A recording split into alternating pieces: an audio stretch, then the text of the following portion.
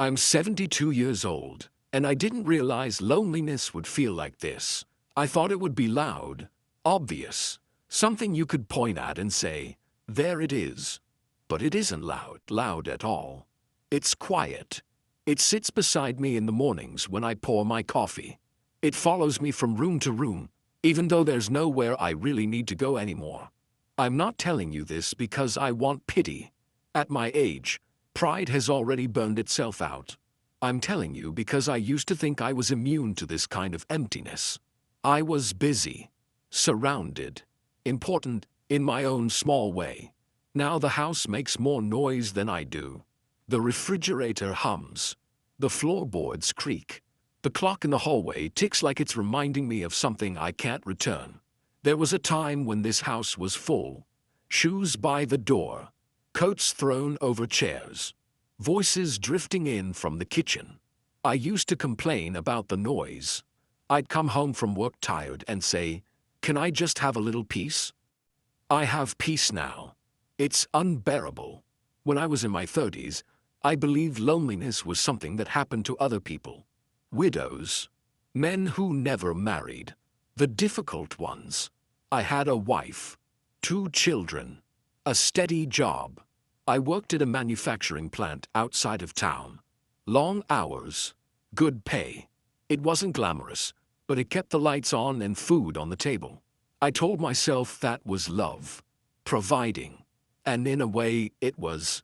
I'd leave before sunrise most days. The kids would still be asleep. My wife would stand in the kitchen in her robe, hair pulled back, holding a mug of tea. We'd exchange a few words about the day ahead. Bills. Groceries. School events. I always meant to be more present. I always thought, once things settle down. But things never really settle down, do they? There's always another shift to pick up. Another promotion to chase. Another expense you didn't expect. I remember my daughter once asking if I'd come to her school play. She was maybe 8. She stood at the edge of a living room, holding a crumpled permission slip. "Dad, it's on Thursday," she said. "You don't have to stay the whole time." I told her I'd try. I meant it. But Thursday came with a last-minute overtime call. A machine had broken down. They needed all hands. I chose the plant. I told myself she wouldn't remember. Kids are resilient. There would be other plays. There were. I missed those too. Not every single one. I wasn't a monster. But enough that when I try to picture her on stage now, the image is blurry. I can't remember what costume she wore. I can't hear her voice. I remember the factory floor clearly, though. The smell of oil. The clanging metal. The way my boots felt heavy at the end of a 12-hour shift. Isn't that strange? You hold on to the wrong details. My son was quieter. He stopped asking me to come to things after a while. I think that hurt more, though I didn't admit it at the time. He'd sit at the kitchen table doing homework. I'd walk in, loosen my tie, ask, "How's school?" "Fine," he'd say. That was the extent of it. I thought silence meant stability. No problems. No drama. What I didn't understand was that silence can also mean distance. My wife carried most of the emotional weight in that house. She remembered birthdays, scheduled dentist appointments, listened to fears whispered after nightmares. She knew which teacher was strict and which friend had been unkind that week. I knew paydays. I'm not saying I was absent. I was there, physically. I mowed the lawn, fixed the sink, drove them to soccer practice when I could. But I was always slightly elsewhere, thinking about work, thinking about the next bill. I believed that was responsibility. Maybe it was. But it came at a cost I didn't see accumulating. Loneliness doesn't arrive in one dramatic moment. It builds quietly, like dust settling on furniture you don't use anymore. Years passed. The kids grew. College applications replaced permission slips. Their rooms slowly emptied. First one left, then the other. The house felt bigger, but not yet lonely. My wife was still there. We moved around each other easily, like we always had. We'd sit in the evenings watching television, commenting on the news, arguing lightly about which actor we recognized from some old show. We weren't passionate. We weren't dramatic. We were steady. I mistook steadiness for permanence. Then she got sick. It wasn't immediate. It started with fatigue. She'd sit down more often, complain about being tired in a way that didn't sound like normal tired. I told her to see a doctor. She brushed it off. By the time we understood what was happening, it had already been happening for a while. Hospitals have a smell you never forget, clean and sterile, but underneath that, something human and fragile.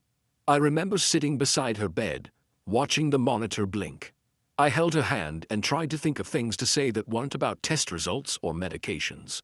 We had decades together, and yet in that room, I felt clumsy, like I hadn't practiced the language of closeness enough. She looked at me one afternoon, thinner than I'd ever seen her, and said, "You don't have to be so strong all the time." I didn't know how to answer. Strong was the only role I had rehearsed. When she died, the house changed temperature. That's the only way I can describe it. The same walls, the same furniture. But something essential had left. For the first few weeks, people came by.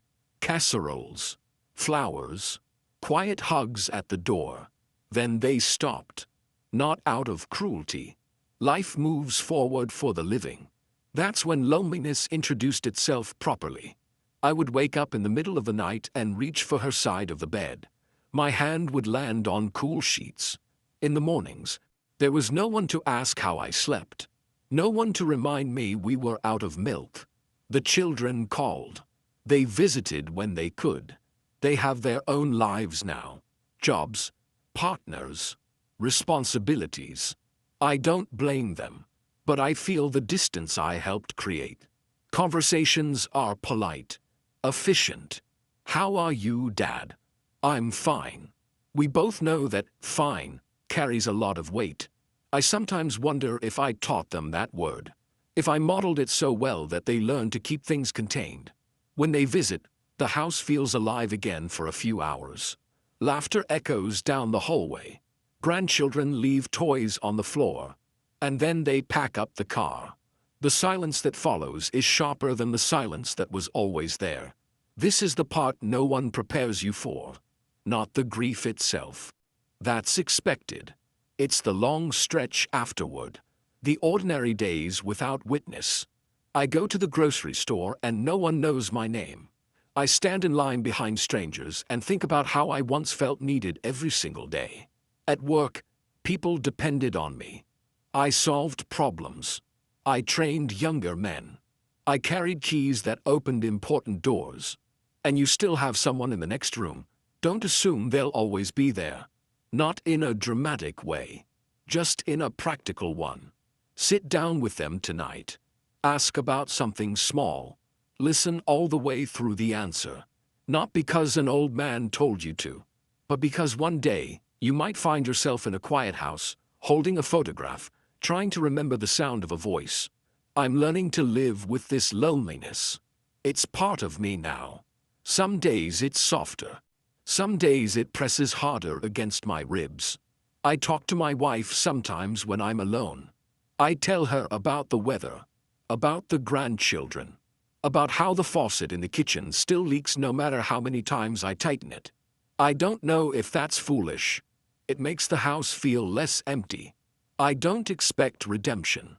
I don't expect a grand reunion of memories where everything is forgiven and understood. Life isn't a movie. It's a long string of ordinary days, and you only realize their value when they stop repeating. If this meant something to you, sit with it for a while. You don't have to fix anything overnight. Just don't wait as long as I did. I'm 72 years old, and I finally understand that loneliness isn't the absence of people. It's the absence of moments you can never get back. And that is a quiet thing to carry.